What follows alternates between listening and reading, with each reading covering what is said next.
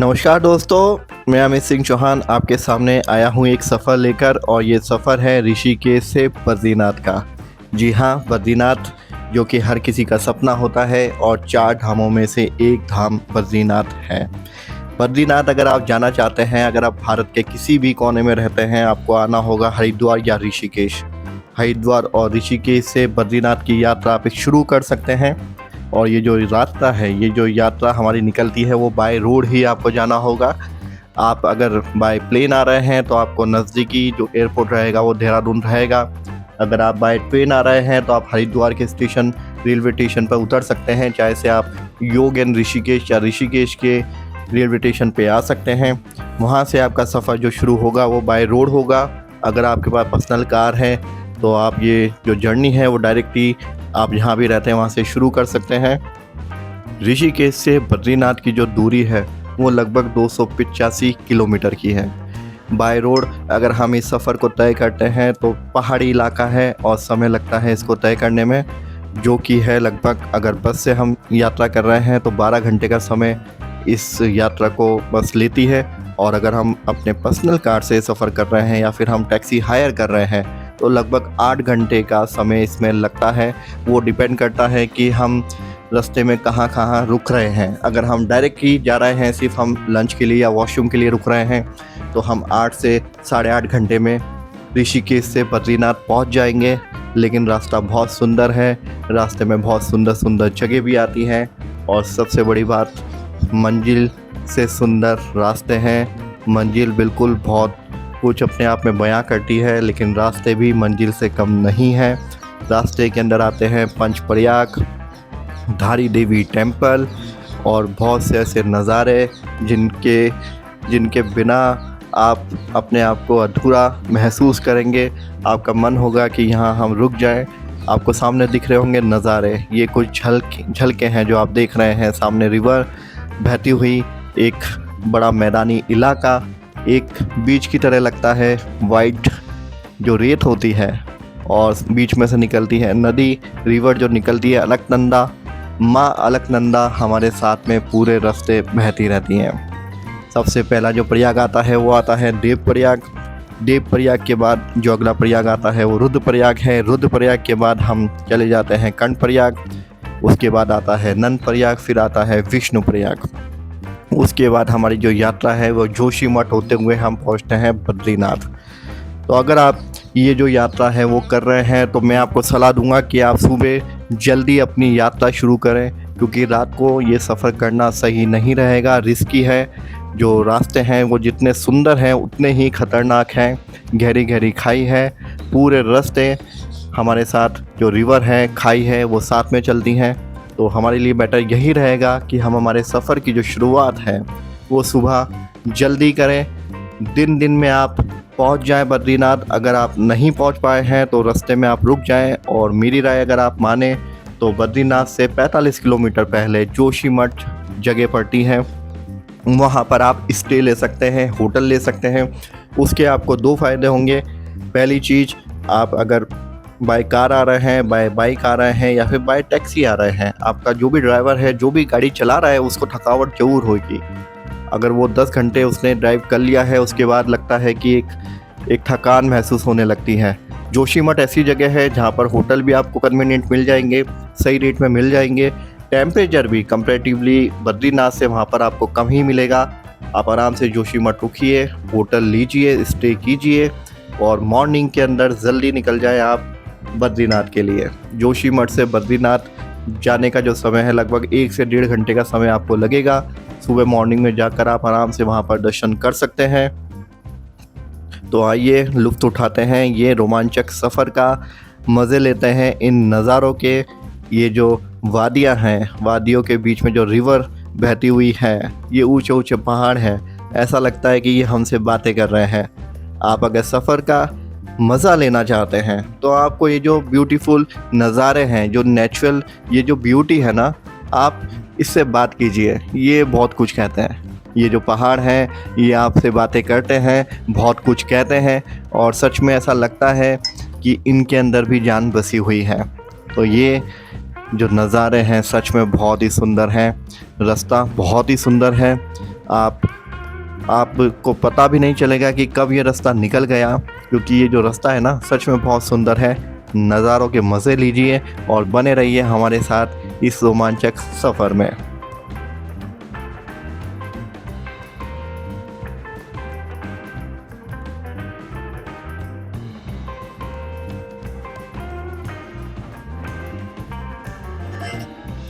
ये अभी आपने जो देखा, यहाँ पर जो राइट हैंड पे जो रास्ता जा रहा है, यहाँ से आप जा सकते हैं हेमकूट साहिब। फूलों की घाटी के लिए रास्ता कट रहा है, यहाँ से आप निकल सकते हैं। और ये जो सीधा रास्ता जा रहा है ये जा रहा है बद्रीनाथ के लिए। ऐसे ही आगे लेफ्ट हैंड पे हमें एक रास्ता मिलेगा जो जाता है केदारनाथ। लेकिन जैसा कि अभी नवंबर लग चुका है, केदारनाथ के जो द्वार हैं वो बंद हो चुके हैं। अभी बद्रीनाथ धाम जो है वो खुला हुआ है। तो आप अगर अभी आना चाहते हैं, अभी आप ट्रैवल करना चाहते हैं, सबसे अच्छा समय है, आप ट्रैवल कीजिए, आपको इतनी भीड़ नहीं मिलेगी। और बद्रीनाथ का ये जो सफ़र है और बद्रीनाथ की जो मंजिल है, आप उसका मज़ा ले सकते हैं। नवंबर में ये जो कपाट हैं उन्हें बंद होने से पहले आप बिल्कुल दर्शन कर सकते हैं। बद्रीनाथ के दर्शन करने का बहुत अच्छा मौका आपके पास है, भीड़ भी ज़्यादा नहीं है। तो मैं आपको सजेस्ट करूँगा, अगर आप घर बैठे हैं, सोच रहे हैं, प्लानिंग कर रहे हैं कई टूर पर निकलने की, तो बिल्कुल अभी आप बद्रीनाथ निकल सकते हैं। बहुत अच्छा कहते हैं ना मौका है और दस्तूर भी है। आपको भीड़ बहुत कम मिलेगी और बद्रीनाथ जैसी जगह कम भीड़ अगर आपको मिल रही है तो ये सोने पे सुहागा है। इसका आप बिल्कुल इस मौके का फ़ायदा उठाएं और प्लानिंग जो कर रहे हैं उसको एग्जीक्यूट करें और निकल पड़े बद्रीनाथ की इस सुंदर यात्रा पर।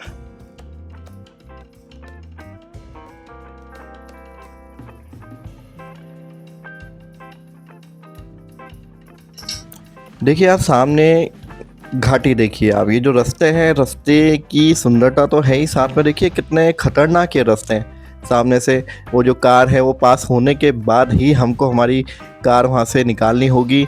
एक समय में एक ही कार इस रास्ते से निकल सकती है। आपके सामने देखिए कितना सकड़ा रास्ता है, ऐसा लगता है कि पहाड़ बिल्कुल हमारे ऊपर है और कभी भी हमारे ऊपर आ सकते हैं।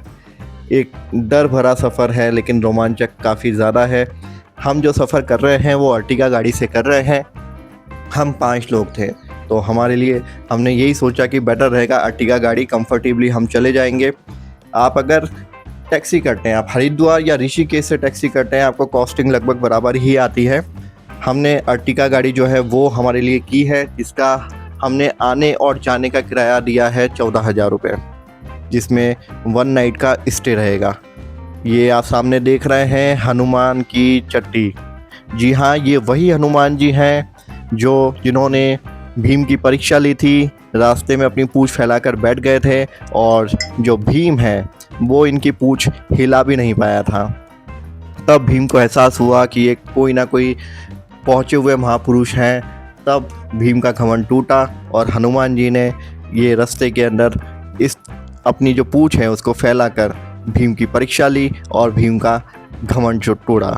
इसी वजह से जो भी श्रद्धालु, जो भी यात्री यहाँ पर आते हैं तो पहले वो आते हैं हनुमान चट्टी, क्योंकि ये रास्ते में पड़ते हैं और ये सुबह का समय है, सुबह के लगभग 5 बज रहे हैं। और दर्शन कीजिए बालाजी के, हनुमान जी के, जो कि अपनी पूंछ फैलाए बैठे हैं और एक लेटने की मुद्रा में ये लेटे हुए हैं, पूंछ फैली हुई है। तो अगर आप बद्रीनाथ आ रहे हैं तो इनके दर्शन जरूर करें। बहुत ही आपको एक अनुभूति होगी, एक अंदर से फील आएगा, आपको अंदर इनकी जो ताकत है उसका एहसास होगा। तो आप बद्रीनाथ अगर आते हैं तो इस मंदिर के दर्शन जरूर करें। चट्टी वाले बालाजी आपके सामने हैं। तो चलिए इस सफ़र को इनके दर्शनों के साथ हम आगे बढ़ाते हैं। बहुत ही सुंदर छोटा सा मंदिर बना हुआ है लेकिन बहुत ही भव्य, बहुत ही सुंदर मंदिर है। एक अलौकिक दिव्य सा प्रकाश प्रतीत होता है इस मंदिर में, दिल खुश हो जाता है। और बद्रीनाथ जैसी यात्रा में अगर आपको ये हनुमान जी के दर्शन करने को मिल जाए तो और आपको क्या चाहिए। और ये देखिए सुंदर नज़ारे, सुबह का सफ़र है और अभी समय हो चुका है। ये जो नज़ारे आप देख रहे हैं, अभी लगभग 6 बजे का समय हो चुका है सुबह का। सुबह 6 बजे जब हम बद्रीनाथ की तरफ बढ़ रहे हैं तो एक अलग ही अनुभूति हो रही है, एक अलग ही फील आ रहा है। जो रास्ते हैं वो और ज़्यादा सुंदर होते जा रहे हैं। पहाड़ों के ऊपर कुछ दिन पहले ही बर्फबारी हुई थी, वो बर्फबारी देखने को मिल रही है। साइड में बर्फबारी के साथ हम बढ़ रहे हैं आगे बद्रीनाथ की तरफ।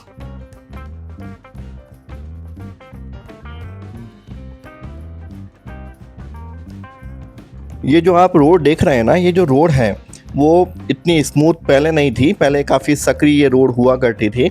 और ये जो रास्ते हैं वो और ज़्यादा खतरनाक थे। रास्ते अभी भी खतरनाक हैं, लेकिन रोड जो है, इनकी स्थिति जो है वो काफ़ी हद तक सुधर चुकी है, क्योंकि ये जो रोड है वो बीआरओ के अंडर में आती हैं। हमारी इंडियन आर्मी जो है वो इन रोड का देखभाल करती है। इन रोड को बनाने की जिम्मेदारी हमारी इंडियन आर्मी की है। इस वजह से आपको ये जो रोड है वो जब भी टूटते हैं, पहाड़ी इलाका है, लैंडस्लाइड यहाँ पर होता रहता है, लेकिन जब भी क्षति पहुँचती है, रोड में कोई भी प्रॉब्लम आती है, हमारी इंडियन आर्मी जो है उनके पास इसका ज़िम्मा है और वो इसको बखूबी निभाती हैं। और ये जो सुंदर रोड है, ये सुंदर नज़ारे जो हमको देखने को मिल रहे हैं, इसमें कहीं ना कहीं हमारी इंडियन आर्मी का भी योगदान है।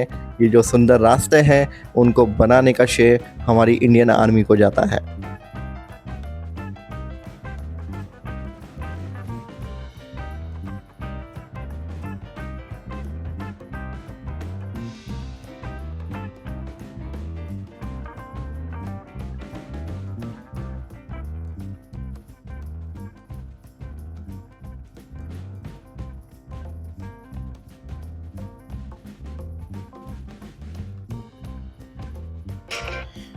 अब हम बद्रीनाथ एंटर हो चुके हैं। सामने बर्फ़ के पहाड़ बहुत ही सुंदर लग रहे हैं। यहाँ से होटल्स जो हैं स्टार्ट हो चुके हैं। अगर आप डायरेक्ट बद्रीनाथ आते हैं तो यहाँ पर भी आप स्टे कर सकते हैं। यहाँ होटल्स की अवेलेबिलिटी पर डिपेंड करता है, आप यहाँ पे भी स्टे कर सकते हैं। चार्जेस ऊपर नीचे हो सकते हैं। यहाँ पे 2000 से लेकर 20,000 तक आपको होटल अवेलेबल हो जाएगा, जो डिपेंड करता है सीज़न के ऊपर। सीज़न में जो होटल्स के रेट हैं वो ऊपर नीचे होते हैं। और सामने आप देखिए, ये है नीलकंठ महादेव का पर्वत। जी हाँ, नीलकंठ महादेव का ये जो पर्वत है, इसकी सुंदरता और इसकी महानता ये है कि सूरज की पहली किरण इसी पर्वत के ऊपर पड़ती है और ये जो पर्वत है सोने की तरह चमकता है, जैसे अभी चमक रहा है। सुबह के लगभग 6 से 6:30 बजे का समय हो रहा है और सामने नीलकंठ महादेव के ऊपर सूरज की जो किरण है वो पड़ रही है और वो चमक रहे हैं। बिल्कुल एक अद्भुत नज़ारा ये आपको दिखेगा। अगर इस नज़ारे का लुत्फ़ उठाना है, सुबह आप जल्दी आइएगा। ये जो नज़ारा है सच में अपने आप में बहुत ही अद्भुत है। एक डायमंड की तरह ये चमकता हुआ दिखाई देता है। और यहाँ से रास्ता शुरू हो गया है बद्रीनाथ टेम्पल के लिए। जी हाँ, हमारी जो टैक्सी है उससे हम उतर चुके हैं और ये बाज़ार आप देख रहे हैं। बद्रीनाथ अगर आप आए हैं, कुछ लाना भूल गए हैं, गर्म कपड़े लाना भूल गए हैं, तो चिंता करने की कोई बात नहीं है। यहाँ के बाज़ार हैं जहाँ पर आपको गर्म कपड़े मिल जाएंगे। मफलर, ऊनी मफलर तो मिल ही गया आपको, ऊनी आपको स्वेटर मिल जाएगा, जैकेट मिल जाएगी, आप कैप ले सकते हैं, यहाँ से टोपे ख़रीद सकते हैं। और ये जो रास्ता है 200 से 300 मीटर की दूरी पर बद्रीनाथ टेम्पल से। जब दूर से हमको हल्के हल्के बद्रीनाथ जो मंदिर है, जो सतरंगी मंदिर है, उसके जब दर्शन दूर से होते हैं, छोटा सा हमें जब वो बद्रीनाथ टेम्पल दिखाई देता है, तो वो जो मज़ा है वो बिल्कुल अलग ही होता है। अगर आप पहली बार बद्रीनाथ आ रहे हैं, आप इन रास्तों पे चलेंगे, आपको एक अलग ही फील आएगा। आप कितनी भी बार आ जाएं, फील तो हर बार आएगा, लेकिन जो पहली बार का जो मज़ा होता है, जो पहली बार का आनंद होता है, वो आप वहाँ आकर ही फील कर सकते हैं। ये बाज़ार से होकर हम जा रहे हैं बद्रीनाथ टेम्पल की तरफ। बद्रीनाथ टेम्पल जैसे जैसे पास आ रहा है, वैसे ही दिल की धड़कन जो है वो बढ़ती जा रही है और बढ़ेगी भी क्यों ना। आप जा रहे हैं नर नारायण के रूप में भगवान विष्णु की तरफ। भगवान विष्णु ने इस जगह पर, बद्रीनाथ जो जगह है, यहाँ पर आकर तपस्या की थी। नर नारायण के रूप में वो यहाँ पर आए और उन्होंने यहाँ पर ध्यान लगाना शुरू किया। माता लक्ष्मी जो हैं वो उन्होंने यहाँ के जो मौसम हैं, यहाँ के जो मौसम में उतार चढ़ाव आते हैं, यहाँ जो सर्द हवाएं चलती हैं, उनसे उनको बचाने के लिए बद्री कहते हैं बेर के पेड़ को। यहाँ पर बेर के पेड़ बहुत ज़्यादा पाए जाते हैं। बद्री के रूप में वो उनकी संरक्षक बनी।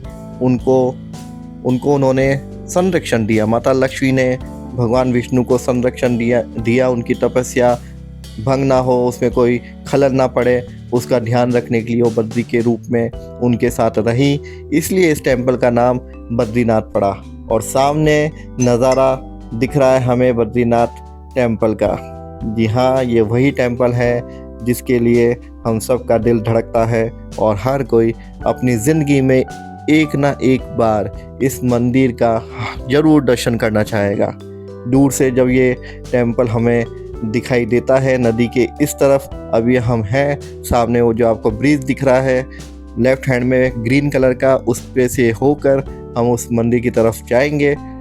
और ये नज़ारे यहाँ के, सामने मंदिर है और पास में बर्फ़ के पहाड़, मंदिर और बर्फ़ के पहाड़, बीच में रिवर, और ये सामने बद्रीनाथ टेम्पल।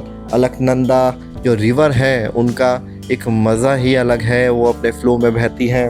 और ये देखिए द्वार, बद्रीनाथ द्वार, जाने के लिए बस कुछ ही दूरी पर मंदिर है बद्रीनाथ का जो दिख रहा है। सामने हम जा रहे हैं और हमारे बिल्कुल सामने है बद्रीनाथ टेम्पल। जी हाँ, ये वही बद्रीनाथ टेम्पल है जहाँ पर भगवान विष्णु नर नारायण के रूप में अभी तक कहते हैं कि विराजमान है और साधना में लीन है। बद्रीनाथ एक ऐसी जगह है जहाँ पर आपको सुकून तो मिलेगा ही, साथ में बहुत शांति भी आपको मिलेगी। यहाँ पर अभी भी इतना चमत्कार है कि यहाँ के कुत्ते कभी नहीं भौंकते। आप बद्रीनाथ आएंगे, आप महसूस करेंगे, आप फील करेंगे और आप देखेंगे यहाँ पर बरसात होती है लेकिन बादल नहीं गरजते। यहाँ पर कुत्ते बहुत हैं लेकिन कोई भी कुत्ता भौंकता नहीं है। यहाँ के जो लोग हैं, यहाँ पास में ही माना गांव है, सब शांत स्वभाव के हैं। कुल मिलाकर यहाँ पर आपको सिर्फ शांति ही शांति मिलेगी, क्योंकि कहते हैं कि भगवान विष्णु अभी तक यहाँ पर ध्यान मुद्रा में विराजमान है और ध्यान में लीन है। यहाँ अंदर कैमरा अलाउ नहीं है, इसलिए आप बाहर से ही बद्रीनाथ जो ये मंदिर है, देखिए कितना सुंदर मंदिर है, सप्तरंगी मंदिर, पहाड़ों के बीच में, बर्फ के पहाड़ों के बीच में ये सुंदर मंदिर। इसकी एक अलग ही छटा है, एक अलग ही मज़ा है। इसको बस आप निहारते रहिए, इसके सामने खड़े हो जाइए, इसको निहारते रहिए। देखिए भीड़ अभी इतनी नहीं है, हम लाइन में अंदर आ चुके हैं। अंदर लाइन के अंदर जो मज़ा है वो भी, एक इंतज़ार का जो मज़ा होता है ना, वो भी एक अलग ही होता है। अभी ये जो आप नज़ारा देख रहे हैं, यहाँ पर एक घंटी ऊपर लगी हुई है, उसको बजाने की जद्दोजहद में हम अ, हमने भी कोशिश की और उसको फाइनली बजा लिया। ये दर्शन के बाद का नज़ारा है, क्योंकि वहाँ पर कैमरा अलाउ नहीं है, मोबाइल को आप वहाँ पर स्टार्ट नहीं रख सकते। ये पीछे का नज़ारा है बद्रीनाथ मंदिर के पीछे की साइड। देखिए ये जो लाइन लग रही है, मैं लाइन से निकल कर दर्शन करने